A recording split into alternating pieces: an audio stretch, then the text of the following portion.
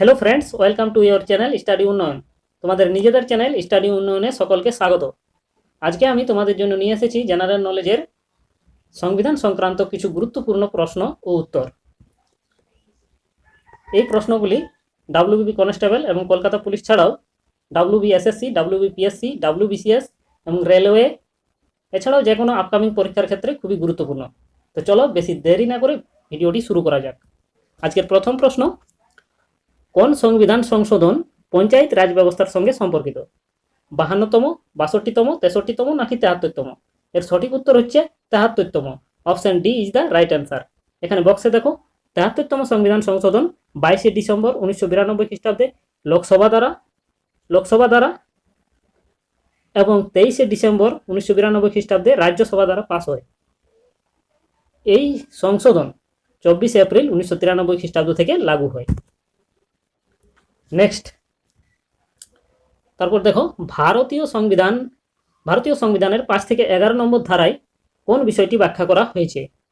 মৌলিক অধিকার, মৌলিক কর্তব্য, নাগরিকত্ব নাকি রাজ্যের সীমানা পরিবর্তন? এর সঠিক উত্তর হচ্ছে নাগরিকত্ব। Option C is the right answer. ভারতীয় সংবিধানের 5 থেকে 11 নম্বর ধারায় নাগরিকত্ব সম্পর্কে বর্ণনা করা হয়েছে। নেক্সট, বিদেশি মুদ্রা নিয়ন্ত্রণ আইন বা ফেরা কত সালে হয়? 1973, 1974, 1975, 1976? এর সঠিক উত্তর হচ্ছে 1973। Option A is the right answer. Next, ভারতের সংবিধান রচনার সময় সংবিধান সভার সাংবিধানিক পরামর্শদাতা কে ছিলেন? Jawaharlal Nehru, doctor Rajendra Prasad, BN. রাও নাকি ডক্টর বি.আর. আম্বেদকর? এর সঠিক উত্তর হচ্ছে BN. Rao. Option C is the right answer. এখানে বক্সে দেখো, সংবিধান সভার প্রথম বৈঠক হয় 9 ডিসেম্বর 1946 খ্রিস্টাব্দে এবং এই প্রথম বৈঠকে সভাপতি ছিলেন সচ্চিদানন্দ সিনহা। তারপর 11 ডিসেম্বর 1946 খ্রিস্টাব্দে ডক্টর রাজেন্দ্র প্রসাদকে সংবিধান সভার স্থায়ী অধ্যক্ষ রূপে নিযুক্ত করা হয় এবং বি.এন. রাওকে সাংবিধানিক পরামর্শদাতা রূপে নিযুক্ত করা হয়। নেক্সট, ভারতের রাষ্ট্রপতি হওয়ার জন্য নিচের কোনটি আবশ্যক? এই চারটির মধ্যে ভারতীয় নাগরিক হতে হবে, স্নাতক হতে হবে, উচ্চ বর্ণযুক্ত হতে হবে নাকি সরকারি দলের সদস্য হতে হবে? এর সঠিক উত্তর হচ্ছে ভারতীয় নাগরিক হতে হবে। Option A is the right answer. Next, বিশ্বের কোন দেশে মৌলিক অধিকারগুলি সংবিধানের মাধ্যমে লিপিবদ্ধ হয়নি? America, Britain, Canada, France? এর সঠিক উত্তর হচ্ছে Britain. Option B is the right answer. Next, ভারতীয় সংবিধানের কোন অনুচ্ছেদকে ডক্টর বি.আর. আম্বেদকর সংবিধানের হৃদয় ও আত্মা বলেছেন? 25 নম্বর অনুচ্ছেদ, 14 নম্বর অনুচ্ছেদ, 32 নম্বর অনুচ্ছেদ নাকি 19 নম্বর অনুচ্ছেদ? এর সঠিক উত্তর হচ্ছে 32 নম্বর অনুচ্ছেদ। Option C is the right answer. 32 নম্বর অনুচ্ছেদ হচ্ছে সাংবিধানিক প্রতিবিধানের অধিকার। নেক্সট, রাষ্ট্রপতি দ্বারা সংসদের দুটি কক্ষে মোট কতজন সদস্যকে মনোনীত করতে পারেন? 2 জন, 12 জন, 13 জন নাকি 14 জন? এর সঠিক উত্তর হচ্ছে 14 জন। Option D is the right answer. এখানে বক্সে দেখো, রাষ্ট্রপতি রাজ্যসভায় 12 জনকে মনোনীত করতে পারেন এবং লোকসভায় 2 জনকে দুজন অ্যাংলো ইন্ডিয়ানকে মনোনীত করতে পারেন। অতএব দুটি কক্ষ মিলিয়ে মোট 14 জন। নেক্সট, ভারতের রাষ্ট্রপতি নির্বাচিত হন নিম্নের কোনটি দ্বারা? রাজ্যসভা দ্বারা, লোকসভা দ্বারা নাকি সংসদের সদস্য এবং রাজ্য আইন পরিষদের সদস্য দ্বারা নাকি সংসদের সদস্য দ্বারা? এর সঠিক উত্তর হবে সংসদের সদস্য এবং রাজ্য আইন পরিষদের সদস্য দ্বারা। Option C is the right answer. Next, রাষ্ট্রপতি সংবিধানের কোন অনুচ্ছেদ অনুসারে জাতীয় জরুরি অবস্থা ঘোষণা করে? 352, 356, 360 নাকি 361? এর সঠিক উত্তর হচ্ছে 352। Option A is the right answer. এখানে বক্সে দেখো, 44তম সংবিধান সংশোধন অনুসারে সশস্ত্র বিদ্রোহ বা বিদেশি আক্রমণ এরকম পরিস্থিতিতে জাতীয় জরুরি অবস্থা ঘোষণা করা হয়। সশস্ত্র বিদ্রোহ অথবা বিদেশি আক্রমণ এরকম যদি পরিস্থিতি সৃষ্টি হয় তবে জাতীয় জরুরি অবস্থা ঘোষণা করা যায়।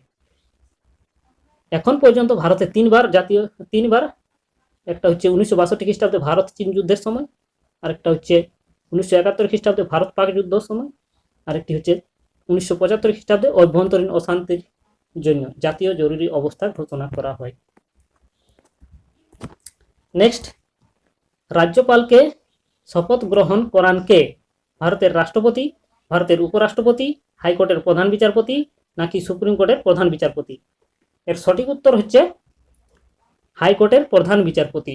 Option C is the right answer. Next, supreme কোর্টের বিচারপতির অবসর গ্রহণের বয়স কত?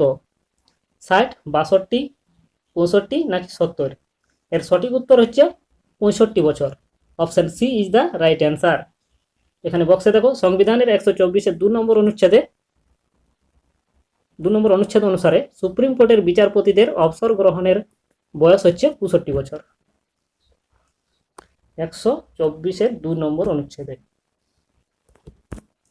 নেক্সট, পার্লামেন্টের সংযুক্ত অধিবেশনে অধ্যক্ষতা করেন কে?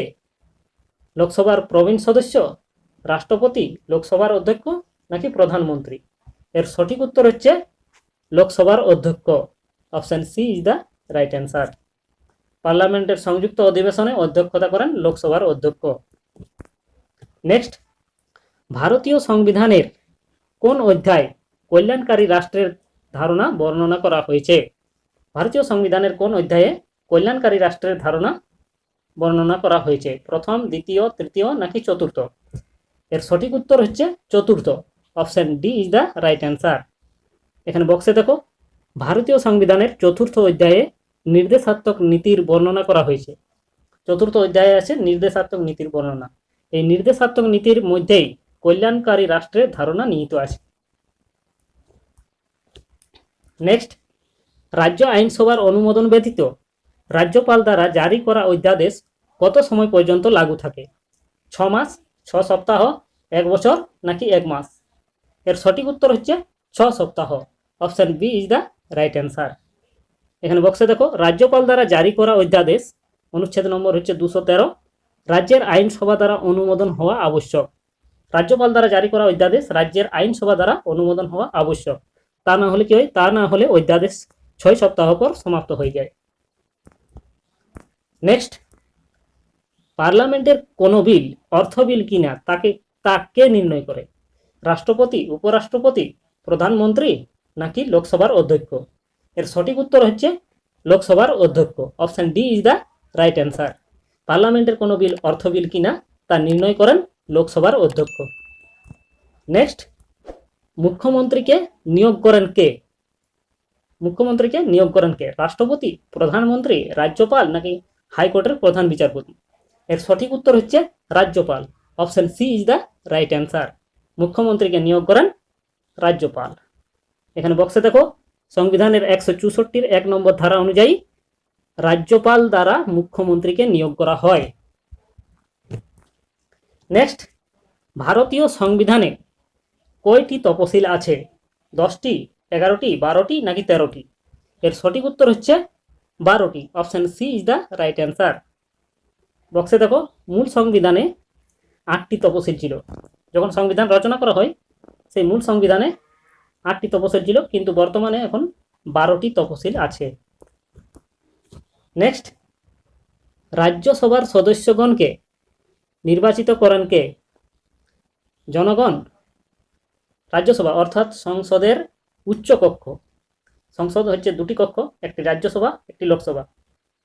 রাজ্যসভা অর্থাৎ সংসদের উচ্চ কক্ষের নাম হচ্ছে রাজ্যসভা। এই রাজ্যসভার সদস্যগণকে নির্বাচিত করেন কে?